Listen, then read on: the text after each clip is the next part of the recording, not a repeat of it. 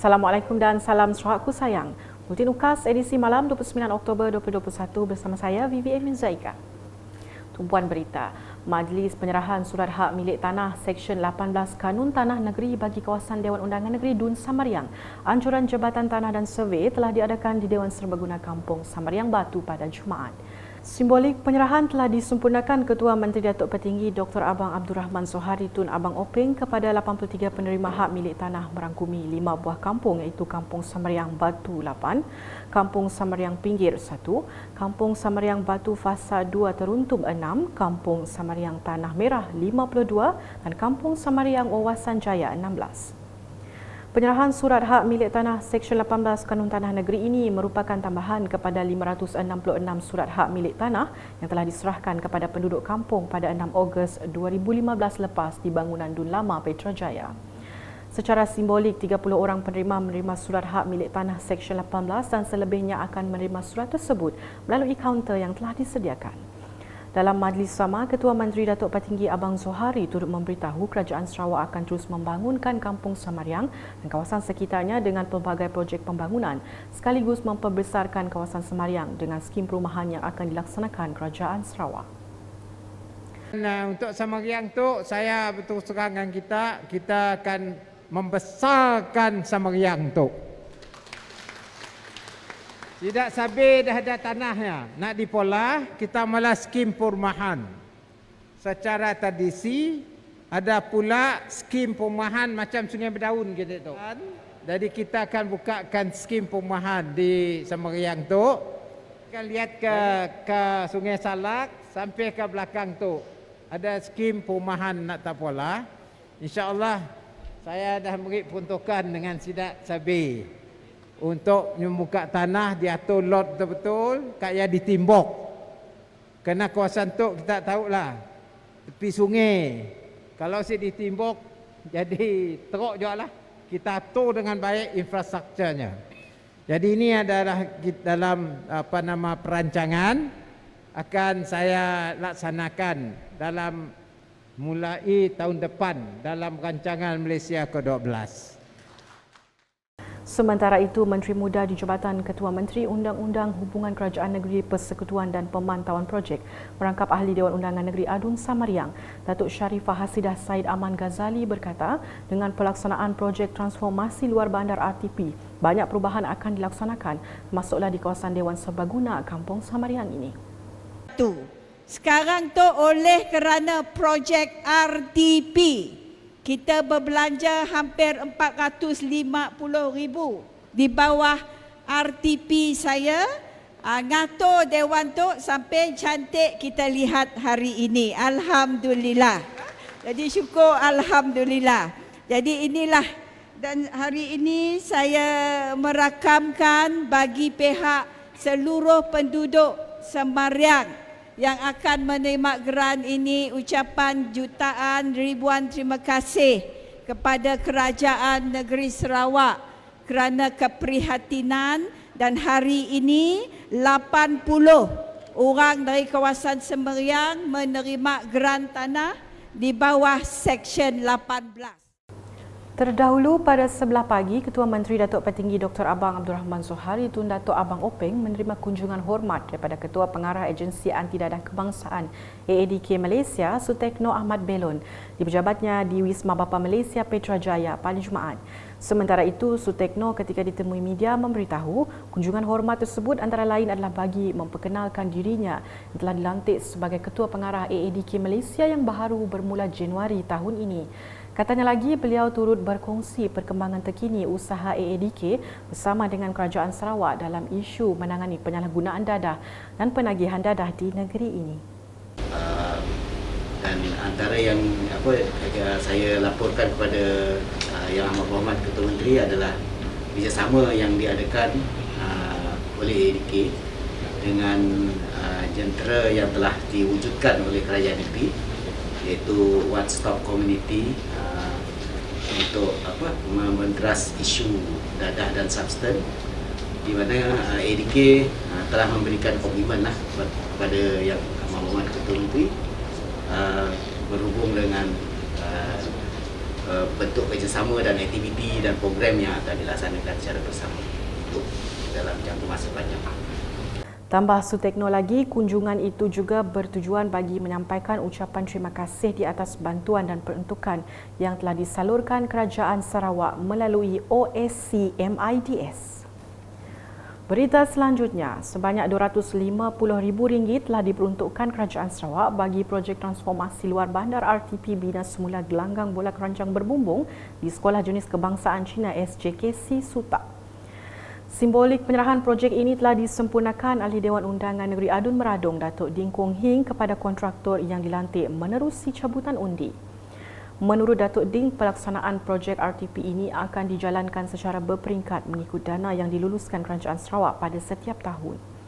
Tambah beliau lagi, pelaksanaan projek RTP ini juga akan berterusan di bawah sokongan daripada Kerajaan Gabungan Parti Sarawak GPS bagi menjamin pelaksanaan pelbagai projek kemajuan dan pembangunan masyarakat di luar bandar khususnya di kawasan Meradong. Berita diteruskan dengan Ahli Dewan Undangan Negeri Adun Layar, Datuk Gerald Rentap Jabu turun padang bagi meninjau beberapa projek yang dilaksanakan di sekitar konstituensinya pada Khamis. Beliau bersama pegawai dari Jabatan Kerja Raya JKR sebagai agensi pelaksana memulakan lawatan meninjau 4 projek pembangunan iaitu membina baru parit konkrit di bahagian hadapan rumah panjang berbanggai kibar betong dengan kos RM150,000 dan bina baru parit konkrit di bahagian belakang rumah panjang berbanggai kibar betong dengan kos RM140,000. Selepas itu, beliau meninjau bina baru parit konkrit di bahagian hadapan rumah panjang Engkeranji Layar Betong dengan kos RM150,000 dan bina baru benteng konkrit di rumah panjang Jungkal Layar Betong. Datuk Gerald kemudiannya meninjau lokasi projek pembinaan jalan baru dari Tanu ke Skuyat Lama Layar Betong dengan kos RM5 juta. Beliau mengakhiri sesi lawatan kerja dengan meninjau 4 lagi projek pembangunan iaitu membaiki dan menurap semula jalan rumah panjang Lubau Lama dengan kos RM145,000. Turut dilawati membaiki dan menurap semula jalan rumah panjang Melayu Ulu dengan kos RM52,000 dan kerja-kerja meratakan tapak rumah panjang Melayu Ulu Betong dengan kos RM100,000. Serta membaiki dan menurap semula jalan rumah panjang Skuyat Baru dengan kos RM181,000. Berikut pula, usaha dan kerjasama daripada pelbagai pihak khususnya Ketua Masyarakat dan Ketua Kampung KMKK serta tuai rumah telah banyak membantu petugas barisan hadapan dalam mengekang penularan wabak COVID-19. Ahli Dewan Undangan Negeri Adun Saribas, Muhammad Raziz Hitam telah menzahirkan ucapan terima kasih kepada seluruh barisan KMKK kerana sentiasa menunjukkan kerjasama dan telah mencuba sedaya upaya untuk mendisiplinkan penduduk kampung dalam menghadapi pandemik COVID-19. Beliau berkata demikian dalam program penutupan komuniti Kopolisan dan penyerahan cek pampasan tanah bagi projek Jalan Suri dan Tui di Dewan Perpaduan Debak pada Rabu. Sementara itu, seramai 7 orang telah menerima cek pampasan tanah bagi projek pembinaan Jalan Suri ke Kampung Tui dengan 6 orang dari Rumah Panjang Steven Lambur dan seorang dari Kampung Debak Laut. Razi berharap dengan penyerahan cek ini, projek pembinaan jalan dari Suri ke Kampung Tui ini akan berjalan dengan lancar. Di Mukah, Ahli Dewan Undangan Negeri Adun Balingan, Abdul Yaakob Arbi menerima suntikan dos vaksin penggalak di Pusat Pemberian Vaksin PPV Dewan Suara Mukah pada Khamis. Beliau sempat menasihati kepada individu yang layak menerima dos penggalak tersebut untuk tampil mendapatkan vaksin penggalak demi menjamin keselamatan mereka dan masyarakat sekeliling secara percuma. Katanya pengambilan vaksin penggalak tersebut sekurang-kurangnya dapat mengurangkan risiko jangkitan yang lebih serius walaupun telah dijangkiti. Tambah beliau lagi, sebanyak 96% individu di daerah Mukah dilaporkan telah menerima suntikan vaksin dos pertama dan kedua. Beliau juga berharap individu yang mengalami gejala jangkitan COVID-19 segera melakukan pemeriksaan kesihatan kendiri melalui ujian kit kendiri dan sentiasa mengamalkan prosedur operasi standard SOP bagi mengekang penularan wabak COVID-19. Laporan seterusnya, setiap individu perlu mengambil vaksin COVID-19 bagi memberikan perlindungan kepada orang awam di Sarawak. Pegawai Kesihatan Bahagian Betong, Dr. Johnny Pangkas memberitahu pengambilan vaksin ini amat berkesan untuk mengelak individu mendapat gejala yang lebih teruk kesan daripada jangkitan COVID-19. kita dapati vaksin ini amat berkesan untuk mengelakkan mereka mendapati gejala yang lebih teruk dan juga mengelakkan mereka, orang awam ni daripada kena gejala yang lebih teruk dan juga kemasukan ke ward-ward seperti ICU dan juga bantuan oksigen. Jadi vaksin ini amat berkesan dalam mengurangkan kategori yang teruk lah, seperti yang kita tengok dalam laporan setiap hari, di mana jumlah kategori 3 ke atas adalah kurang daripada 2% ataupun kurang daripada 1%. Dan ini disebabkan pengambilan vaksin yang tinggi di negeri Sarawak. Beliau berkata demikian ketika ditemu bual wartawan unit komunikasi awam Sarawak UKAS pada Jumaat. Dr. Johnny turut memberitahu orang awam juga digalakkan mengambil dos penggalak bagi menambahkan lagi imuniti terhadap COVID-19. Bila kita mendapat vaksin, dia pada tempoh lepas 6 bulan, mungkin dia punya imuniti itu ada berkurang. Jadi untuk mengalakkan lagi imuniti yang lebih bagus, jadi adalah amat sesuai untuk orang awam ambil dos penggalak ini.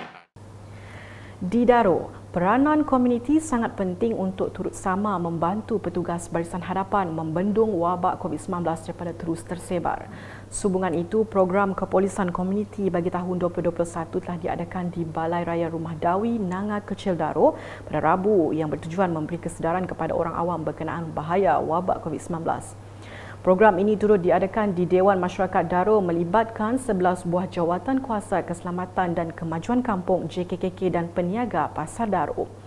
JKKK merupakan badan utama di sesebuah kampung, adalah satu badan yang bertanggungjawab membantu pejabat daerah menyebarkan maklumat berkenaan dengan virus COVID-19 dan garis panduan prosedur operasi standard SOP kepada penduduk kampung. Sekian edisi malam bersama saya Vivi Emizaika dan kru penerbitan. Berita lebih lanjut boleh didapati di semua platform media sosial UKAS termasuk portal ukas.sarawak.gov.my dan pastikan anda subscribe UKAS channel di YouTube. Sentiasa berhati-hati dan peka akan tempat dikunjungi. Jangan bawa balik COVID-19 ke rumah. Ingatlah orang yang anda sayangi. Kita, jaga Sarawak. Into Sarawak. Salam UKAS.